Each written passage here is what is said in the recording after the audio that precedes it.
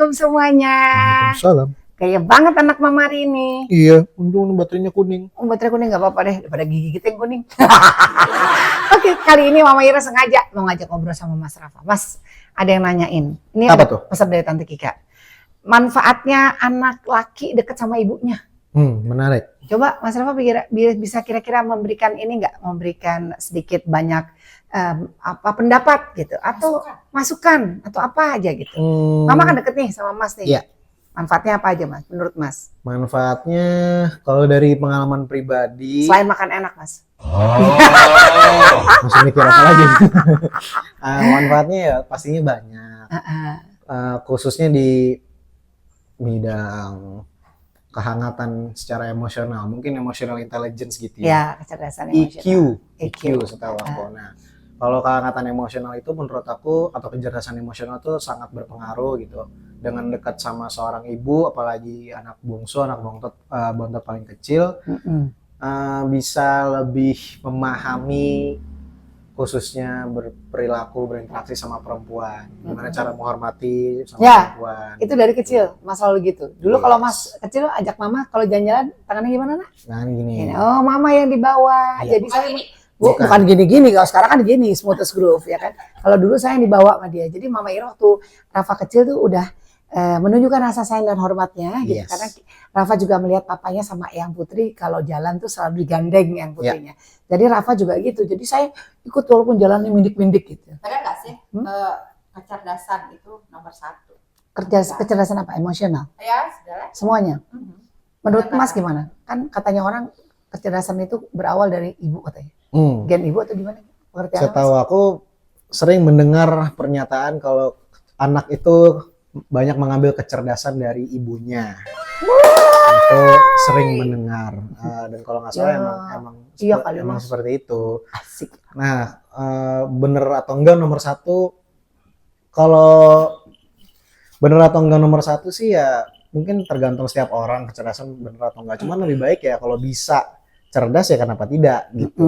Tapi mungkin kalau lingkup keluarga paling awal sebagai sosok ibu, seorang ibu yang paling dekat figurnya untuk seorang anak, tumbuh kembang anak ya kalau bisa ya dimaksimalkan lah. Ya, jadi kontrol emosinya lebih baik. Betul. Lebih percaya diri. Betul. Terus juga tanpa disadari juga sebagai pagar kali ya, cinta kasih mama. Pagar untuk memberikan standar perilaku yang baik itu seperti ini. Keleluasaannya seperti apa yang mama kasih gitu. Terus emosional kamu kan semakin terkontrol. Mandiri nggak sih sama mama? Iya dong, mungkin karena selain faktor sudah bercerai dan bertahun itu, dan pasti kan kalau sama mama kan dari kecil, kalau bagi aku pribadi kan udah pasti mandiri ya. Mungkin kami berempat gitu anak-anaknya mama pasti udah harus mandiri karena kebetulan aku yang paling kecil dan aku satu rumah sama mama. Kakak-kakak yang lain udah punya tempat tinggal yang masing-masing. Soalnya kakak Ila ya sangat mandiri gitu, udah dari kecil udah harus tahu bagi-bagi tabungan, simpanan kalau mau ngeluarin uang, kalau dikontrol, kalau waktu itu mau jalan-jalan waktu SD itu udah bisa diberi kepercayaan untuk jalan sendiri ke Grand Indonesia gitu ya, sedangkan teman-teman yang lain waktu SD masih ditemenin. Gitu. Nah, kalau aku udah bisa jalan sendiri, nah, itu juga butuh kepercayaan dan butuh latihan, butuh komunikasi yang jelas, dibina gitu, dibimbing. Kenapa dipercayakan, gimana, kenapa mau diberi kepercayaan ke anaknya, kenapa kepercayaan itu penting. Mungkin mama bisa kasih tahu deh, kenapa pada waktu itu umur SD aja aku sudah diberikan kepercayaan, kenapa dan gimana waktu itu prosesnya, saya ingat mama. Gini, seorang ibu itu kan kemarin pembahasan mama sempat ngobrol juga di Ramai Sufaril sebelumnya. Ibu itu kan tahu karakter anak-anaknya ya. Begitu dia memberikan namanya trust kepada anaknya, otomatis dia tahu kemampuan sang anak. Kalau dia tidak tahu kemampuan sang anak atau dia tidak mengerti bagaimana tumbuh kembangnya anak ya, dalam hal ini masalah trust and untrustable tadi gitu ya, dia pasti tidak akan memberikan ruang gerak seluas itu. Karena mama yakin kalian bisa, sekaligus juga melatih kepercayaan diri kalian ya, bagaimana kalian mampu bersosialisasi, berkomunikasi dengan orang, itu kan melatih. Betul. Secara tidak langsung ya kan. Makanya mama minta kamu untuk lebih berani. Ayo Mas, berani ke kasir sendiri, pesan sendiri, bayar sendiri, apa sendiri, walaupun meja kasir segini, kamu segini, ya kan dianggap kayaknya ada suaranya nggak ada orangnya gitu kan. Nanya kecil banget gitu kan. Gak apa-apa. Yang penting adalah kamu tahu bahwa kepercayaan yang Mama kasih sama Mas Rafa itu seharusnya akan memberikan dampak positif. Ya kan? Makanya kalau ada teman-teman Mama suka ngomong gini, Mama Ira, itu anaknya buat anak aku aja gitu. Kita bilang ntar dulu, ibu pikir roti dibelah. Ya kan? Jadi maksudnya gini, kenapa setiap orang melihat sisinya bahwa Mas Rafa itu ngayomi, ya kan dia melihat dong gitu ya. Mengayomi, kenapa? Mati lagi? Enggak. Oke. Dia mengayomi terus dia gitu dianggapnya cinta pada ibunya, berarti dia memberikan kasih sayang juga. Bisa memberikan kasih sayang kepada pasangannya nanti gitu. Saya bilang ntar dulu. Lewatin dulu. Bagaimana dengan akademis? Oh, kalau akademis sudah. Mungkin kalau akademis itu selain memang ibu menjadi sosok figur utama, paling pertama gitu ya. Mungkin karena dibiasakan punya nilai-nilai atau value untuk bertanggung jawab, melatih kepercayaan diri, menghormati sesatu sama lain, khususnya perempuan, itu jadi terbiasa menganggap bahwa pendidikan atau akademis itu penting. Pasti Mama juga pada waktu itu sampai detik ini selalu menjelaskan dan memprioritaskan kalau pendidikan itu penting setidaknya sampai S1. Ya. Nah, itu akhirnya ke bawah sampai sekarang dan kami berempat memang Mama cuman cukup sebatas itu aja gitu, nggak pernah kayak harus di atas ini, harus begini, belajar yang benar. Nggak yang terlalu marah-marah gitu yang strict banget gitu, kalau nggak sesuai bisa dihukum atau apa, enggak. Cuman Mama tetap memberlakukan reward punishment ada, cuman tidak menekankan pada result angka yang membuat kita tuh terpressure sampai tidak bisa memaksimalkan potensi kita gitu. Nggak sampai sebegitunya. Karena mungkin dari kecil udah dibiasain, akhirnya kita sendiri membuat satu sistem yang membiasakan kalau misalkan Mama ngomong seperti ini, dari kecil kita sudah dididik seperti ini, pasti ada alasannya seperti apa, dan alhamdulillah empat-empatnya bisa berprestasi. Ya, ini menimbulkan kecenderungan, menimbulkan keseimbangan. Ya. Antara kecerdasan dan perilaku ya. Iya. Benar sih, emosi dan perilaku. Ya nggak sih? Jadi kamu semakin kontrol, makin mengerti bagaimana kamu harus bersikap, bagaimana kamu harus melatih diri kamu lebih bertanggung jawab dan lain sebagainya. Benar nggak? Betul. Ya nggak? Lebih bijak lah maksudnya Mama, lebih dewasa. Tapi pengertian dewasa di sini kamu harus terima satu kondisi, Mas. Terlepas dari konteks apapun. Bahwa seorang ibu sampai kapanpun akan menganggap anaknya tetap bayi. Anak kecil. Jadi bayi terus. Jadi kalau Mama giniin, kamu nggak boleh marah, ya kan? Mama giniin lagi nggak boleh marah. Biarin, dia masih pegang itu. Kita tunda dulu sebentar.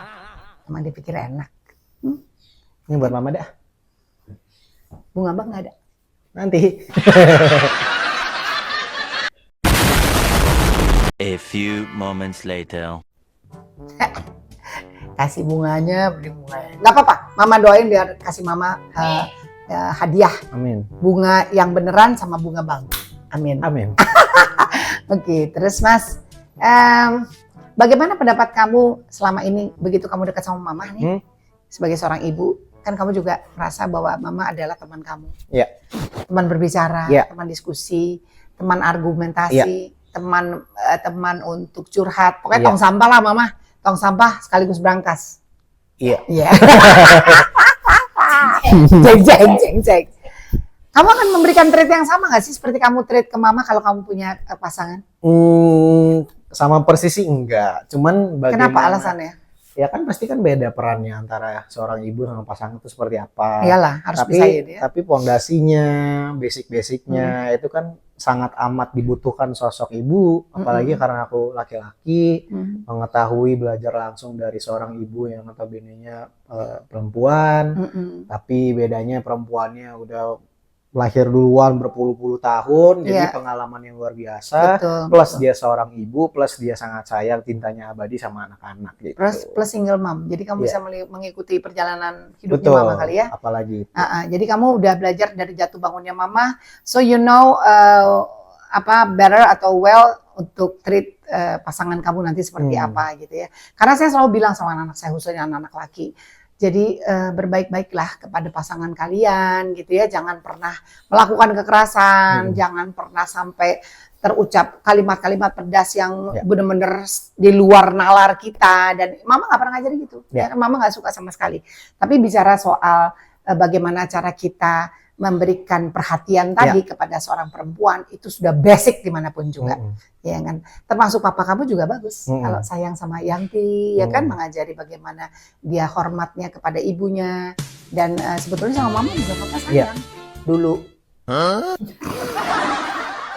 Nah, dari itu ya, dari nilai-nilai yang sudah tertanam itu, jadinya kan kebentuk sistem yang semakin bijak, semakin dewasa. Masuk ke poin selanjutnya, mungkin bisa anaknya itu bisa lebih mengetahui mana perilaku yang beresiko, mana yang tidak gitu ya. Seperti kayak pemakaian narkoba dan lain tindakan-tindakan yang merugikan lainnya. Yang tidak bermoral. Harusnya kalau memang seorang anak itu dekat dengan orang tuanya, khususnya seorang ibu gitu ya, yang selalu diingetin, diperhatiin, mau pulang malam, mau pulang maghrib, mau pulang apa, dicariin, terserah. Pasti kan anak-anak beda-beda gitu ya, versinya masing-masing. Cuman pada intinya perhatian itu, kekhawatiran orang tua khususnya dari seorang ibu diharapkan sebetulnya intinya sama, untuk anaknya nggak kenapa-napa gitu. Tetap protek ya. Betul, tapi penting juga untuk komunikasi satu sama lain yang asertif. Jadi asertif itu sederhananya tuh komunikasinya jelas satu sama lain. Ibunya pengennya apa, anaknya pengennya apa. Ibunya nggak terima apa, anaknya nggak terima apa. Cari jalan tengahnya gitu. Itu dia maksudnya. Minimal dibicarakan. Atau misalnya kenapa tadi mama menekankan kan kamu sedikit banyak menyinggung soal keberadaan atau komunikasi lah gitu ya. Kenapa minimal komunikasi? Mama paling capek kalau mikirin tiba-tiba handphonenya tinggal satu baris. Kayak abang, Kayla tuh kadang-kadang kalau udah ini handphonenya ada, power bandnya ada, nggak pernah dicolok gitu. Sampai dia merah, sampai tinggal satu. Nanti alasannya baterainya habis ya kan. Nah mama bilang kenapa nggak pakai baterai biasa aja, diganti itu handphone. Ya, jadi komunikasi itu penting, minimal kita tahu di mana anak kita. Why? Supaya misalnya kalau misalnya dibutuhkan, kita bisa hadir lebih cepat gitu. Ya sama kan? Ini mungkin poin terakhir, ini yang paling menarik. Jadi khususnya seorang laki-laki ya, anak laki-laki. Kalau misalkan terlepas dari umurnya masih muda atau sampai tua pun, kalau dekat sama orang tua khususnya ibu, itu kan pastilah ada suara-suara sumbang bilang masih anak mama, anak apa gitu kan. Itu sejujurnya sangat menarik. Kalau aku pribadi mungkin karena orang-orang yang tidak terlalu teredukasi gitu ya, mungkin akan berpikir seperti itu. Cuman kan kalau udah rasa sayang, apalagi keluarga satu darah, itu kan udah nggak bisa dinilai cuma-cuma gitu kan. Mungkin kalian juga sebenarnya merasakan, cuman nggak pernah menyadari aja gitu. Jadi kalau emang sayang sama orang tua, apalagi seorang ibu yang tidak bisa digantikan gitu ya udah tunjukin aja pada dunia gitu. Selama bisa ya balance aja gitu. Kalau anak mama emang perlu nggak diladenin, dia ngomong anak mama dari segi apa gitu. Tapi kalau misalkan memang basic manner gitu ya, kalau misalkan contoh misalkan kemana-mana sama mama, kita bertamu, kita ke mana, ke restoran atau kita diundang, kita nonton kesana kemari di ruang publik atau segala macam, itu kan selalu dibiasakan khususnya sama mama ya. Itu berlaku juga sama perempuan, mau pasangan kita, mau kakak-kakak aku misalkan, untuk mengutamakan keselamatan atau prioritaskan perempuan gitu. Ada tambahan nih, kalau hubungan anak laki sama ibu itu perlu nggak yang terlalu dekat touch gitu, kedekatan untuk yang lendotan. Tunggu, saya jawab. Rafa itu hampir setiap malam sebelum tidur pasti masuk ke kamar saya. Dia datang ke kamar saya, dia glendot cuman hanya untuk minta dipeluk atau diusung-usung gini kepalanya, ya kan? Dia cuma nempel sebentar, nggak ada omongan, kita cuma gini aja, kenapa nak? Atau misalnya kalau dia mama cantik nih, nah itu udah kalimat-kalimat standar, pasti minta ditransfer, itu mama tahu deh. Atau minta diri apa gitu, beliin makanan. Tapi just that's it gitu, impressionnya hanya diberikan dengan cara seperti itu. Tapi saya pun kalau misalnya lagi jalan tuh kan masih pegangan tangan sama Rafa. Pegangan tangan sama Rafa nggak apa-apa, pegangan tangan. Atau misalnya kita lagi nonton dulu waktu dia masih belum punya pasangan gitu, kita kalau nonton pegangan mama, pegangan berdua. Tapi bukan berarti terus habis itu kita lebih daripada itu, enggak gitu. Pasti kalau misalnya Rafa butuh sesuatu, Entah itu dia pengen curhat, dia pengen mengungkapkan sesuatu, karena menurut dia mama adalah segalanya yang bisa memberikan solusi, yang memberikan informasi dan apapun yang dibutuhkan dalam hal menyelesaikan masalah, dalam hal apapun, ya kedekatan dia untuk melepaskan emosi dia, mungkin dia ingin mendapatkan satu orang diajak bicara, pokoknya ada momen-momen tertentu. Mama Ira rasa nggak apa-apa gitu. Nah, kalau misalnya Mama Ira kiss Rafa di depan orang banyak, mungkin kissnya ya udah kiss sayang. Ini kayak gini-gini nggak apa-apa nih. Ya kan? Kalau dia nakal-nakal kita masukin lagi. Nah itu aja. Cuma biasanya tidak semua anak mau digituin. Karena udah gede, ya kan? Ada kan? Gitu kan? Teman kamu gitu gak sih? Banyak dong. Ya kan? Teman kamu gitu kan? Kalau udah mah jangan cium dong, siapa? Mama aku udah gede nih segala macam. Nah ini suka membuat perasaan ibu juga kan salah loh. Ibunya kadang-kadang suka sedih juga loh. Iya. Ya kan? Menurut kamu gimana? Hal wajar apa enggak? Ya, kalau mama gini, sama kamu kan enggak apa-apa. Oh ya enggak apa-apa. Tayang. Terakhir sih menurut aku ini, kalau misalkan, khususnya kalau misalkan tidak sedarah ya, mungkin kan belakangan ini kan ada berita-berita satu sama lain gitu ya, di sekeliling kita lah. Kalau misalkan tidak satu sama lain, tidak sedarah gitu kan antara ibu sama anak, terus dinilai terlalu fisik gitu, terlalu touchy gitu ya. Terlepas dari benar atau tidak, kita hanya orang luar aja, mereka yang paling tahu dan segala macam. Menurut aku sih akan ada penilaian sosialnya gitu, etika sosialnya gitu kan. Apalagi kalau misalkan anak sudah masuk ke usia pubertas gitu ya, itu kan ketertarikan lawan jenis itu kan semakin meningkat. Bahkan kalau di psikologi pun waktu umur berapa gitu ya, 3 tahun atau berapa gitu, ada dari tokoh Sigmund Freud ada namanya. Itu emang muncul yang namanya misalkan seorang anak laki-laki dia akan tertarik sama ibunya sendiri gitu. Itu emang wajar gitu, di psikologi ada. Nah, tapi pada intinya selama bisa membatasi, selama bisa mengetahui mana yang layak atau tidak diperlihatkan, layak atau tidak secara etika, tetap dikasih pemahaman, di usia berapa sebaiknya begini, di usia berapa sebaiknya, itu nggak ada masalah sebetulnya. Cuman ya pasti ada plus minusnya, karena kita nggak bisa membahagiakan semua orang, ada etika sosialnya. Kita tidak bisa membahagiakan semua orang. Iya. Karena yang lebih paham itu adalah diri kita sendiri, lingkungan terdekat kita. Intinya kita sama-sama saling memberikan reminder ya, gitu ya, bahwa ini loh porsinya mama, ini loh porsinya Rafa, ini loh porsinya kami, gitu kan. Seperti mama menghargai Mas Rafa juga, ya kan. Bagaimana Mas Rafa paham tentang statusnya mama, bagaimana keinginannya kita berdua seperti apa, gitu. Tujuannya cuma satu, biar kita semua bisa tetap guyup, kita semua bisa kompak, dan kasih sayang ibu dan anak terus berkelanjutan sampai kapanpun, gitu aja. Ya, oke. Udah pulang yuk. Pulang, mama mau kerja. Mama mau kerja Mas, dari tadi Tante Kika nanya mulu. Kamu dari pagi kan? Dari mana tadi kamu tadi? Jadi pembicara di SMP. 13. 12. Mama di 13, maaf. Cek. Mas. Cek, gimana Mas? Ajarin Smootest Groove. Cek. Ceng. Ting.